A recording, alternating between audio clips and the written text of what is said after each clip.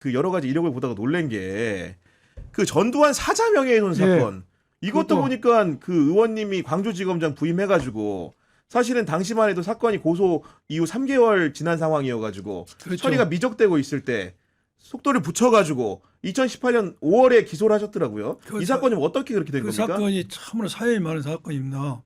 내용은 80년 5월 달에 광주 불로동 일대에서 헬기 기총 사격이 있었냐 없었냐 쟁점이에요. 근데 5.18 사건 우리가 수사를 2번 했습니다. 한 번은 한 번 수사를 해서 성공한 쿠데타는 처벌할 수 없다라고 끝난 기억납니다. 공소권 사건이 예. 있고 그다음에 97년도인가 이제 그 법이 만들어져 가지고 수사를 해서 특별법이 만들어져서 특별법을 만들어서 전두환 다 구속했지 않습니까? 예. 근데 그 법에서도 기총 사격이 있으냐 여부에 대해서는 수사 다뤄지지 않았어요. 불분명했구나. 그게. 불분명했어요. 불분명했는데 이게 역사 속에서 영원히 기총 사격은 공식적으로 인정이 안 될 뻔했는데 전두환 씨가 자기 해고록에다 씁니다. 그러니까요. 기총 사격이 없었는데 그 조비오 조비오 신부가 신부가 청문회에 나와서 기총 사격이 있다라고 이야기했다. 이 사람은 성직자라고도 할 수 있는 파렴치한이라고 거짓말쟁이로 거짓말로 깎였어. 써버렸어요. 그러니까 조비오 신부 조카 되는 분이 또 신부예요. 그러시구나. 그분이 고발을 했어. 자기 숙부를 명예훼손 사자 그렇죠. 출판물의 사자 명예훼손 고발을 강주지에서 했습니다. 그런데 제가 광주지검 검사장을 2017년 17년에 부임하셨고. 17년에 부임하면은 주요 사건 보고를 받아요. 주요 사건 보고 중에 그 사건이 있어요. 근데 아무것도 해놓은 게 없어. 고소인 조사만 해놨어요. 몇 개월이 있는데 그 네. 의견이 뭐냐? 우리 팀 의견이 연희동으로 보내자는 겁니다. 서부지검. 그 전두환 살고 있는 데로 관할로 보내자. 서부지검 보내자. 그렇죠. 서울 서부지검으로. 그게 예. 맞지 원래 통상적으로 하면은 피의자니까. 피의자 관할이니까. 피해자 주거지로 보내는 거죠. 예. 그럼 사건이 안 되죠. 그렇죠. 핑퐁 그렇겠지. 치고서 제가 예. 반대해서 안 된다. 여기서 해야 된다. 여기서 할 이유 첫째, 사자 명예훼손 책이 출판된 책이 광주에서 팔렸냐 안 팔렸냐? 광주에서 팔린 겁니다. 우리 행위지다. 이거 관할이 있다. 관할이 있고 예. 모든 증거가 광주에서 일어나는 것이다. 그렇죠. 그래서 수사를 시작을 했는데 제가 중심이 직접 수사 키를 잡고 했어요. 부장과 검사를 데리고 야, 검사장이. 검사장이 제가 보고서도 쓰고 제가 수사 지금 내가 어디 가봐 갖고 아무튼 수사를 엄청나게 광범위했습니다. 우리가 예. 광범위 그때 기총 사격에 500 헬기가 뛰었던 헬기 조종사 명단도 확보해서 직접 수사를 다 한 거군요. 다 했죠. 현주 관계를. 여기 다 했죠. 그 당시 헬기에 동원된 사람들 불러다가 실제로 사격을 했냐 안 했냐도 확인하고 물어보기도 하고. 그리고 헬기 기총 사격 봤던 목적자 40몇 명을 우리가 조사를 했어요. 40명 했고 그 당시 5.18 때 동원됐던 군사 작전 일지를 다 들춰보고. 이렇게 국가 기밀 보호하는 데 가서 서류 갖다 전부 다 했어요. 다 해서 결론을 냈어요. 제가 기총사 잇따로. 그게 2017년 10월 달부터 될 겁니다. 네. 그래서 대검에 문서를 보고를 했는데. 보고를 했어. 보고를 했는데 대검에서 어떻게 결론이 내리냐? 죄가 안 된다. 아니 근데 그게 예를 들면 윤석열 정부 때라 그러면은 제가 이해가 가겠는데 이게 문재인 정부 시작이었잖아요. 그렇죠. 문재인 그쵸. 정부 검찰에서 광주지검에서 전두환이 출판물에 의한 명예훼손으로 기소를 하겠다 의견을 전달했는데 예. 대검찰청에서 반대는 이해가 안 된다는 겁니다. 대검에 이게. 이해가 안 되죠. 네. 이해가 안 되는데 대검에서 반대 이겁니다. 법리적으로 죄가 안 된다. 기총사에 있어야 되면 그거 떠나서 사실 문제가 아니고 아이고, 법리적으로 죄가 안 된다. 사실 적시가 안 됐다. 이건 말도 안 되는 궤변을 내가 제가 이제 부장이 저한테 이야기를 하더라고요. 그래서 그건 말이 안 된다. 이것이 사실 적시가 아니라면 어떻게 뭐가 사실 적시? 그렇죠. 사실 네. 적시를 했잖냐. 파렴치한이고 그렇죠. 예. 이거 거짓말쟁이라고 이야기를 했잖냐. 없던 사실을 드러냈다고 해서 제가 그것을 기소 의견으로 다시 올려라 하고 네. 이거 무죄 나면 내가 책임져 사표 쓰고 나가겠다 이야기를 했어요. 그리고 1월 달인가 전국 검사장 회의가 있어서 제가 보고서를 직접 들고 와서 당시 총장을 만났어요. 직접 만나시고. 총장한테 이거 죄가 됩니다. 그리고 이 사건을 강주지검에서 무혐의하면 밀란이 일어납니다. 그거 내가 무죄되면 내가 사표 쓰고 나갈게요. 내가 이야기를 했어요. 근데 결론적으로는 결론을 그러면 기소를 하는 걸로 네. 이제 정리가 됐어요. 뭐 보완 수사를 몇 개 해야 되는데 크게 보안 수사 할 것도 없어요. 그래서 보안 수사를 몇 개 하고 기소 연결 결론이 이제 거의 나흘 무렵에 제가 강원도 수사단장 왔어요. 이 사건을 거의 메이드를 해놓고 네. 메이드를 해놓고 기소를 법원에 접수하고 기소하기 전에 강원도 수사단장 왔는데 문제는 그 뒤에 이제 다시 이제 일이 벌어진 겁니다.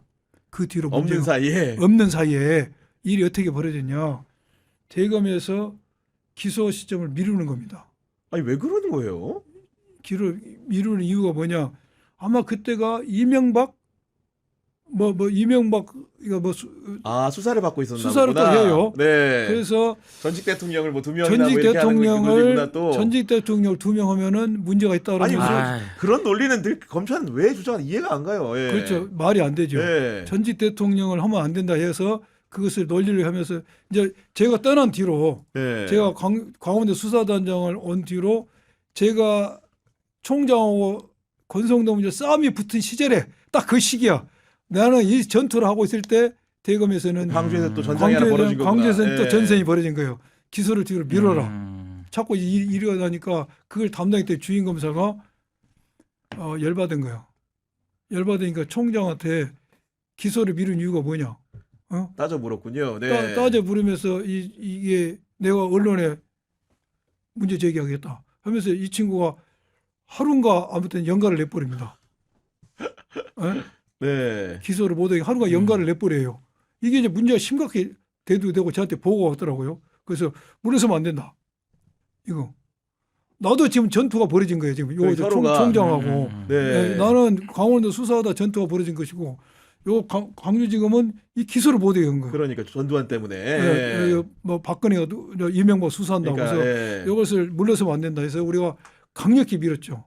그래서 결국은 그 사건을 기소를 했어요. 그리고 결론적 유죄 나왔잖아요. 유죄가 나왔어요. 그러니까 이게 고민되는 유죄가 거예요. 나왔어요. 그러니까, 그래서 네. 역사적으로 5.18 때 기총 사격이 있었다는 게 공식적으로 인정이 된 겁니다. 이게 판결문으로. 그러니까 정말로 역사적인 거였고 여러분들 아시겠지만 또 이 사건의 또 재판장이 또 장동혁. 맞아요. 그런 또 사연도 있고 결론적으로는 법원에서 유죄가 판결이 나와서 근데 장동혁이가 재판하면서 전두환이를 불출석을 시키죠. 그런 관할권 논란 비슷한 얘기인 거죠. 쉽게 그렇죠. 얘기해서. 예. 그런데 이제 어쨌든 유죄 판결하고 전두환이가 오죠 한번. 그렇죠. 네. 오고 이게 이제 전두환의 죽음으로써 이제 끝나버렸고 그래서 확정이 돼버린 것이죠. 그런 상황이고 정말 이게 뭐 옛날 이야기 듣는 것 같은 느낌으로 쭉 왔는데 마지막 그 주제는 현안으로 좀 정리하겠습니다.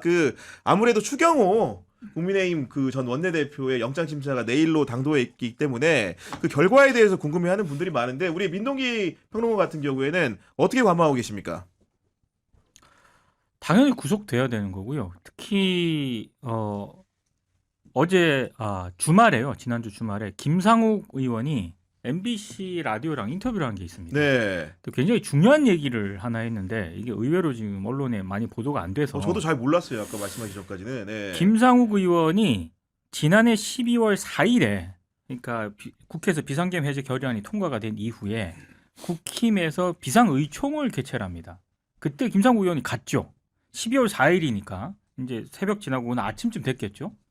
근데 그때 누군지는 기억이 안 난대요. 어떤 의원인지는 어떤 의원이 홍장원 이름이 나옵니다.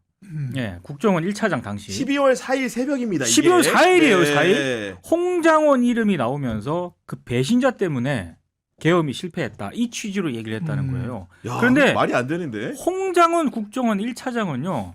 이게 국민들 앞에 그 이름이 알려진 게 제가 알기로 5일 이후입니다. 왜냐면 5일 이후. 예. 왜냐면 그 메모 해가지고 그게 그래서 이제 김병기 민주당 지금 원내대표가 그 얘기를 하지 않습니까? 그 전까지는 홍장원이 누군지 저도 잘 몰랐거든요. 그런데 12월 4일 그 이른 아침에 국힘에서 비상의총을 하는데 거기서 홍장원 때문 그 배신자 때문에 계엄이 실패했다라고 얘기했다라고 하는 것은 국힘의 일부 의원일 수도 있고 아니면 국힘 지도부일 수도 있고 아니면 국힘 의원 뭐 상당수일 수도 있고요. 네. 내란의 상당 부분 연루가 됐을 가능성 요거 배제하지 말아야 돼요. 아니 정말 12월 4일 새벽에 홍장원이 배신했다는 취지의 언급이 특정 의원의 입에서 나왔다고 한다는 거는 제가 듣기에도 상당히 이거는 수사해본 입장에서는 그렇죠. 더 그러실 것 같고 너무 이상하지 않습니까? 그렇죠. 홍장원이라는 이름이 저도 상당히 시간이 네. 지났는데 모두 국민이 알게 되는데 그 12월 4일 새벽에 홍장원 때문에 잘못됐다는 이야기 있다는 것은 계엄을 일어난다는 것을 전부 다 알고 있었다고 봐야 되죠. 국힘의원들이. 그 정도라면 그 그죠? 예. 정도라면은 이 계엄에 대해서 서로 사전 인지를 공유했다. 맞습니다. 상황을 네. 인식을 공유했다고 보여지고 지금 추경호 전 의원은 여러 가지 변명을 하고 있는데 네. 제가 볼 때는 법리적으로 완벽하게 제가 됩니다. 아 그래요? 이것은 왜 그러냐? 음. 지금 추경호 원내대표는 이게 그다음에 한덕수 윤석열 전화를 했고 무슨 말을 했냐? 네. 이게 중요하지 않습니다. 저는 전화를 안 했다 할지라도 저는 죄가 된다고 봐요. 그 이유는 지금 군이나 경찰의 수뇌부들이 구속이 된 게 죄명은 여러 가지가 있지만 본질이 뭐죠? 군과 경력과 물리적으로 뭘 방해했기 때문에 국회 의사결정을 그렇죠. 방해했기 때문에 구속된 거예요. 네. 그런데 추경호는 거짓말로 말로 계엄 해제 요구를 방해했던 겁니다. 결정적인 역할을 했기 역할을 때문에 어떻게 했냐? 음. 지금 국회의원이 계엄 해제를 요구하는 국회의원이 안 하면 누가 합니까? 할 사람이 아무도 없어. 맞아요. 이게 국회의원이라면은 당연히 와서 요걸 해제 요구를 해야 돼. 그렇죠. 해야 되는데 지금 국회의원이 전부 결국 왔다 갔다 마지막에 어디로 왔습니까? 당사로 가기 전에 국회로 다 모였어. 국회 예결장으로 월하게 했어. 월하게 한 상황에서 국회의장이 공시 01분에 이제 전부 모여라고 하지 않습니까? 국회로. 근데 그 사람 2분 후에 반대로 지시했잖아요. 어디로? 그렇죠. 저 당사로 가라고. 당사로. 국회로 모여와라고 하도 시원찮을 판국에 국회의원 사람들 당사로 빼내는 겁니다. 두 번째는 한동훈 대표한테도 그 2층에 있지 말고 내려와라 그죠. 가자 이것입니다. 이것 자체가 결정적으로 국회 표결을 방해하는 행위로 봐야 그렇죠. 됩니다. 네. 이거 자체로 저는 결정적이라고 좀 봐져요. 이 행위가. 그러니까요. 네. 그리고 계엄의 불법성 인식에 있어서도 본인이 이야기지 않습니까? 그 홍하고 전화했을 때도 다 비서들이 반대했다.